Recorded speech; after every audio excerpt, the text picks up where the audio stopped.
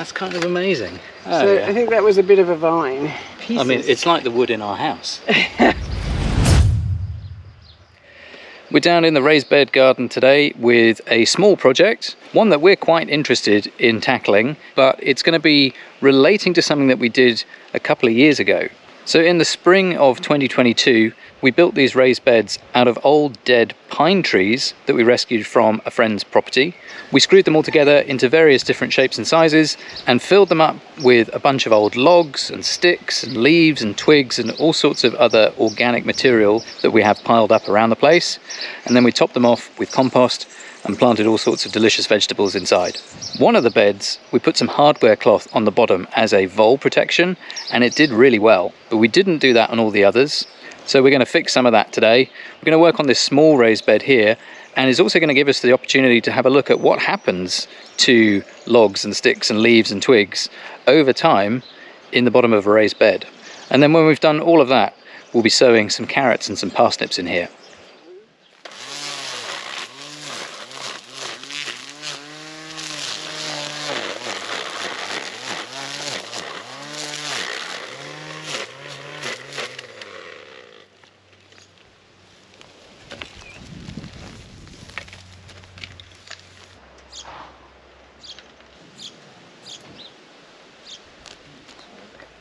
Go.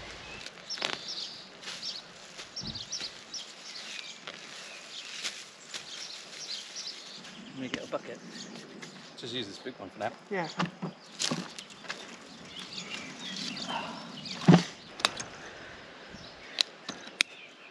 We'd used this fencing here as a makeshift trellis for some peas we grew in this bed a while ago, and then it later was very useful for attaching bird netting to protect the strawberries that were growing in this bed for the last year or so. It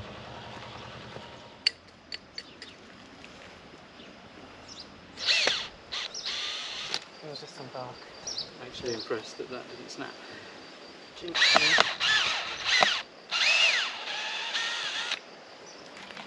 Try and take one in each hand, just because they're a bit fragile. Yeah. Hold on. Yep. I'm surprised at how well they've... Yeah, other corner first. Yeah. Okay. And I go back together. Ready? Just loosen it there. Yeah. I'm trying to bring it up at the same rate. Yeah. Shall we try? This one might be rotten. No, that's what I was saying. I was checking it. I was just taking the bark away. Seems okay. No, it's not. No? Okay. So then we can... It's also going to be quite difficult to move with all this other stuff here. So the first problem, I would say, is that the first layer of logs, because they're sitting in direct contact with the earth, there's quite some disintegration. So we're probably not going to be able to take that up. The other thing is, you could see it already when we were dismantling the first layer of the frame, is that the compost was full to the top. It has sunk a lot. We've not topped this bed up at all because it had strawberries in it and we didn't want to raise the height. So that has sunk. What we can't see just yet is what's happened to the logs and the twigs and all the things. So that's what we're going to do next, is very carefully shovel off the top layer, which should be about something like this much of just compost, and then under that should be where we find all the Hügelkultur materials. So this is just all the compost, and I remember when we did this, when we had the twigs and stuff, then we just jammed on a load of the earth that we had around, and yeah, so now we're getting down to some of the clay. You can definitely see a colour difference from the compost to the subsoil. Compost much darker, the soil brown. Yeah, this is the clay soil. So yeah, the clay soil. Expect it to be the clay colour. You'll need to help me by actually taking this away.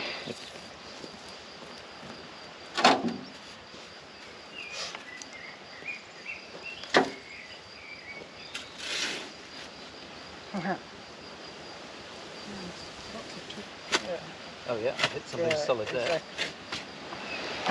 Something we're not finding a huge amount of is this Hessian sack or burlap that we use to line on the inside.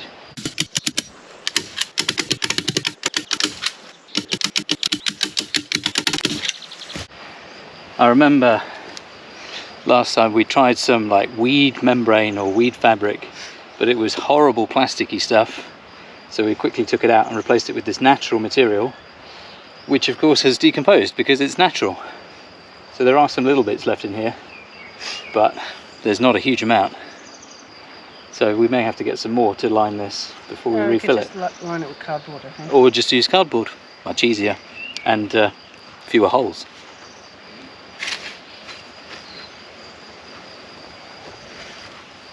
Ooh, look at all the bugs. And the snails. Have you found a lot? No, there's just one or two. One here. That's just because we had some rain recently. Oh, that one's dead. Yes. Okay. So that's the kind of most of the compost layer off.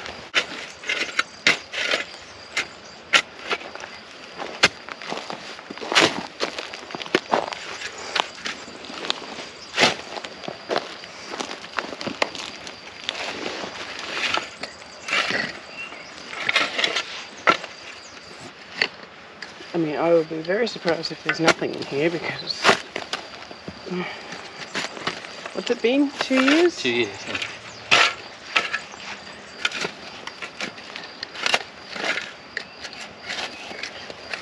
There you go. There's a slightly bigger piece, but still, that's...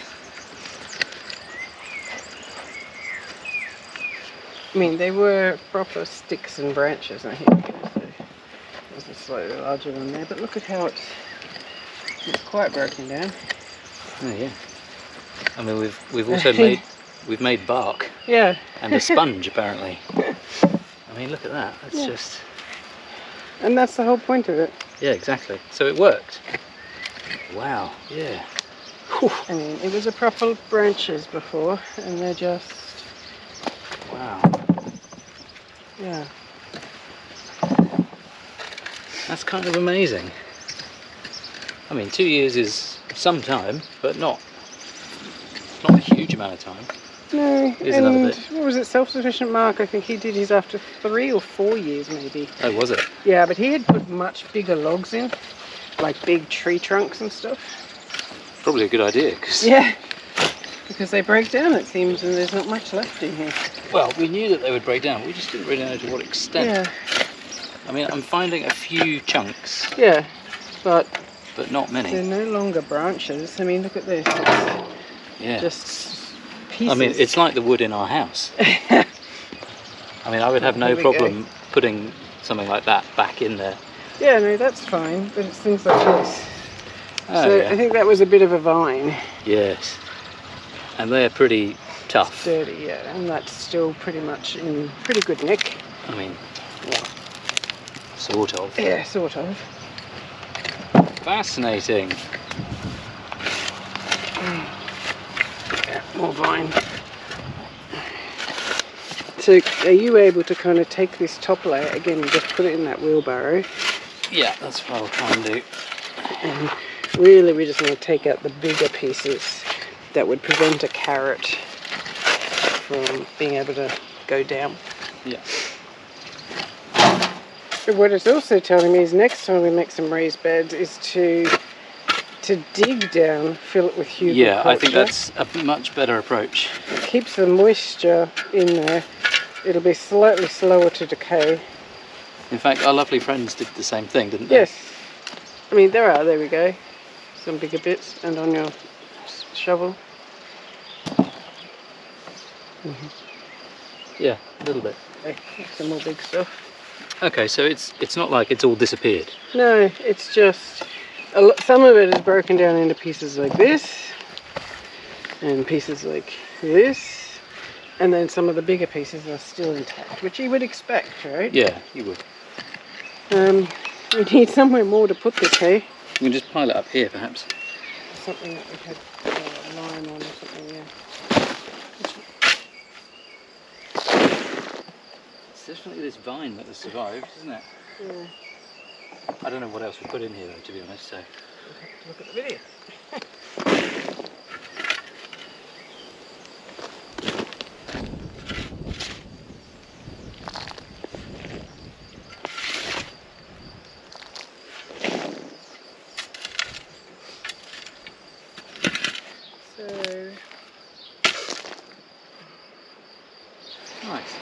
So now that we've got the bed emptied and removed of all of our decaying Hügelkultur stuff, now we can do the bit that I explained at the beginning, which is the vole proofing.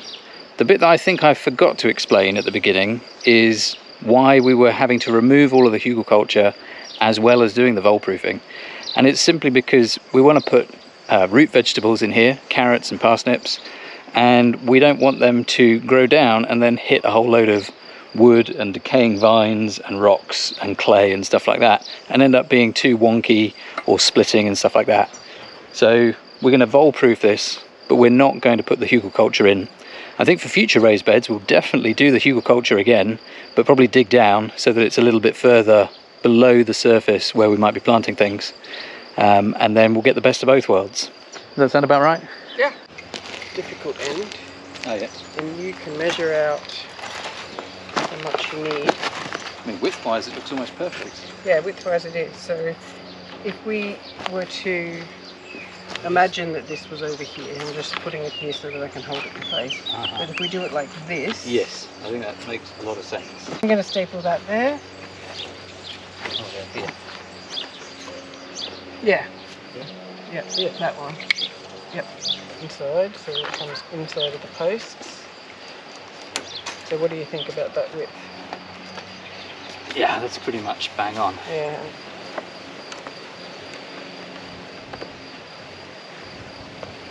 Yeah, okay, that'll do. Nice one. Right, so do you want to then just shove in a couple What's of... on here? Just Okay. to hold this down and in place so it doesn't pop up again. I might be able to just tip this from Yeah. the wheelbarrow, it might be easier. Yep. Okay. Yep, keep going. Into the corners and...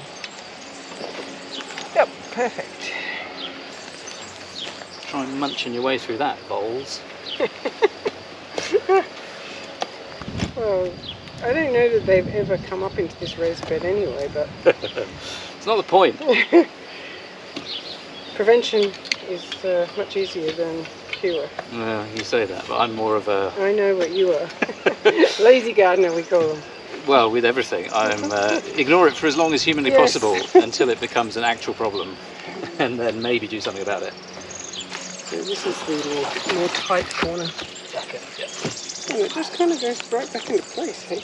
Yeah, it's great. Yeah, but it's not fragile from a wood falling apart perspective. In the corner with your left Oh, hand, yeah, right I hand see. it is.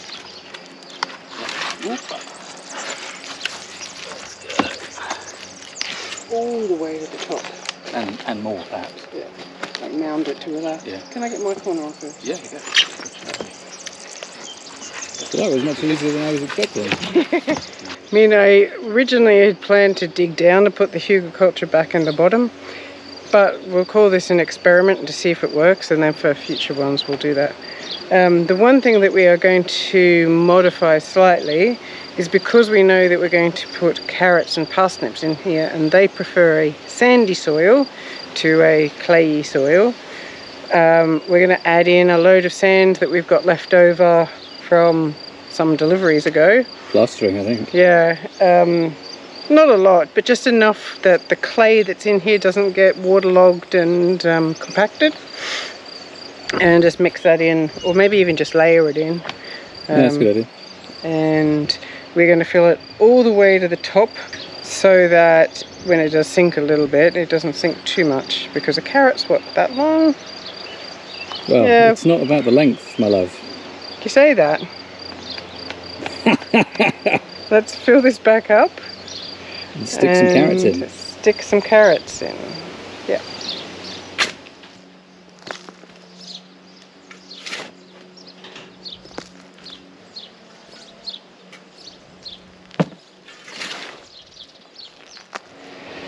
So just quickly, if you like this kind of video, like this video, and then we'll keep making more of them.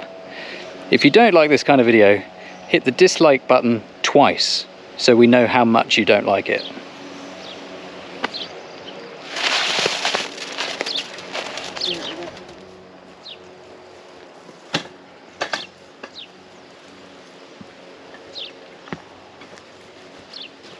you think you'll want more than this, or? Yeah, there is more up there.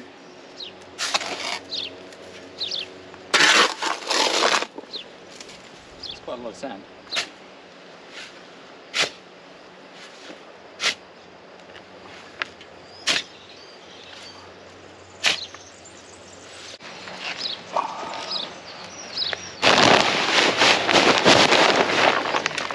But we have some of the stuff in tubs, right? No. That's all used up as well? Yeah.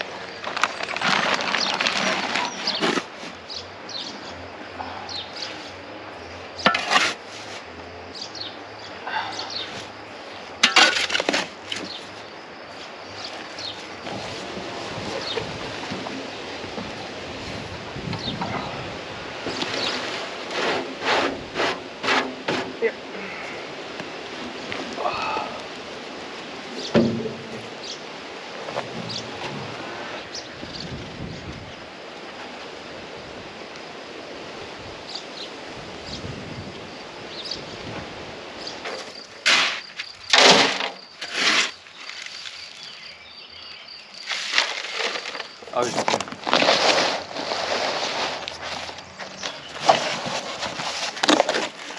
Alright, and one more thing.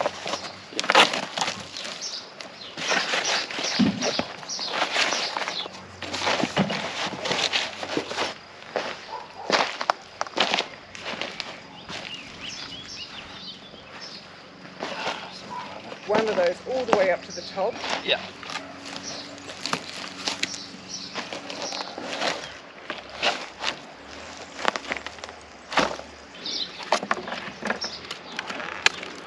Bit of pruning. Pruning. So this tree had a big V at the top and one side of the V has broken off, snapped. It's very dead at the top. And I thought it was a nectarine tree, but now we're thinking it's an almond tree. So we're going to try and save it more so than we were going to, because I wasn't that interested, let's say, in a nectarine tree, though I do like nectarines. But an almond tree is much more interesting. So we're going to try and bring it down, but certainly I'm going to try and kind of prune these bottom bits to hopefully get some new leaves and then bring it down to a smaller, shorter tree. So if you have any tips on how to do that, please let us know. So as you can see, it's a pretty big tree and it's definitely pretty dead at the top. So if you have any tree pruning or tree growing or almond specific tips, do share them with us in the comments, because we are just learning here, and maybe other people can learn down below as well. Hang on, that sounded weird. Maybe other people can learn in the comments as well.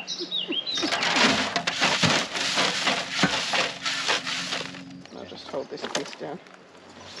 Yep, slowly. Yep. Just stop for a second. Look how moist it is. Yeah, I know. That's been raining a little bit now. Back out a bit. Yep.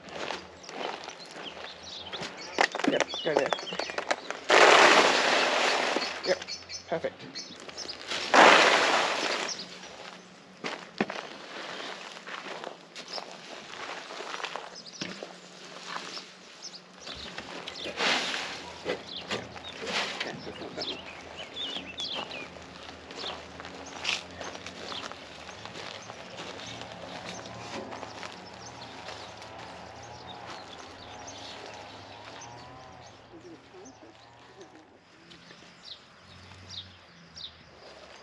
So we have successfully dismantled and put back together and refilled our tiny little raised bed, and the only thing we have left to do is plant or sow our carrots and parsnips into it. But as we were doing this and kind of putting all these things together, we noticed how small the pile of, in this case mostly vines and sticks and twigs and logs, was left over, and so we thought we'd have a quick chat about that. I think that's the largest piece that is remaining. This piece. Yeah, there are some big bits. And these are clearly vines. Yeah, I think that's what's quite interesting, is most of what is left is the old grapevines. But then these bits, which there's no construction lumber in here, it'll just have been bits of logs or whatever, but these break apart really easily and they're so wet. And so they're holding just so much moisture in there that these obviously also wouldn't take much longer, and they're going to be fully decomposed. I'm just surprised at how much moisture is in here. And yes, we've had some rain recently, but these were right at the bottom of the raised bed. And the whole bottom, as we were digging it up, was really wet. I guess when you see something and someone says, oh, this Hügelkultur, it does this and it does this and it does this, theoretically you go, oh, okay, cool. But until you sit in practice, you don't actually know that that actually happens. You're just trusting that whatever they're saying is true. But now I actually know it works. It holds moisture. It does definitely build organic matter. It had broken up a lot of the clay by the very fact that some of this had disintegrated and started integrating into the clay.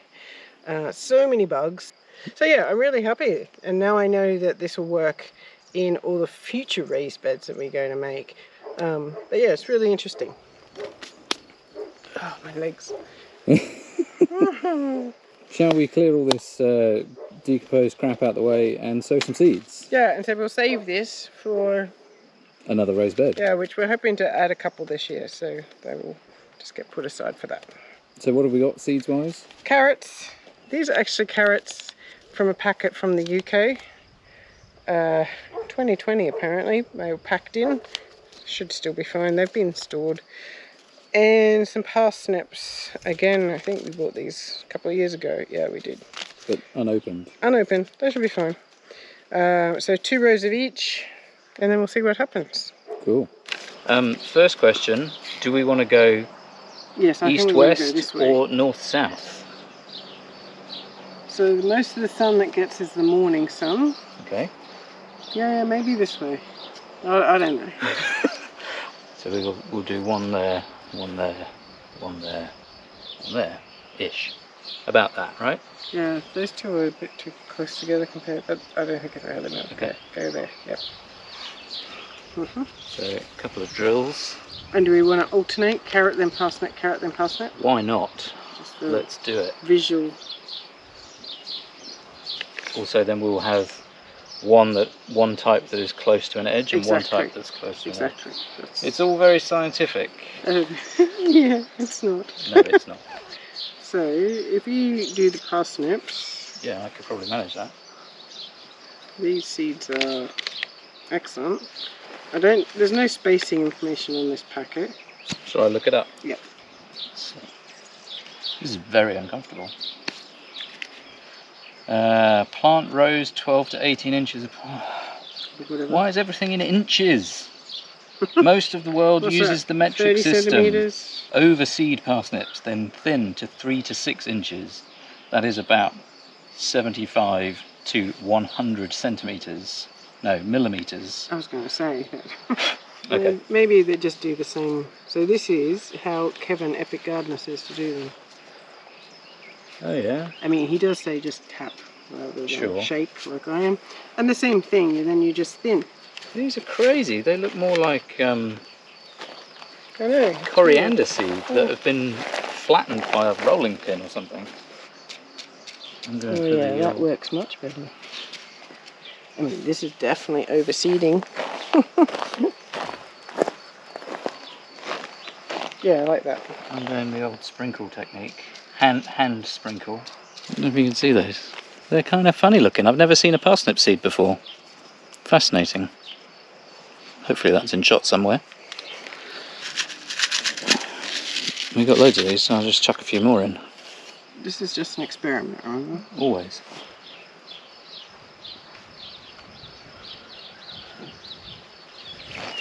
I don't understand why they have to be in rows either. Why can't you just scatter them everywhere?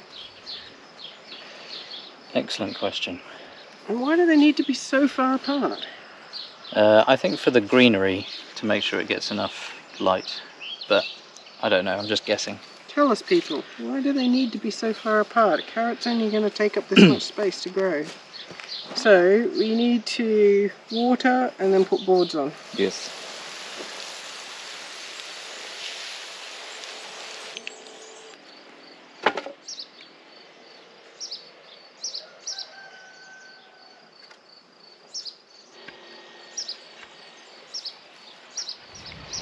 So there we go, sowing carrots and parsnips couldn't be easier.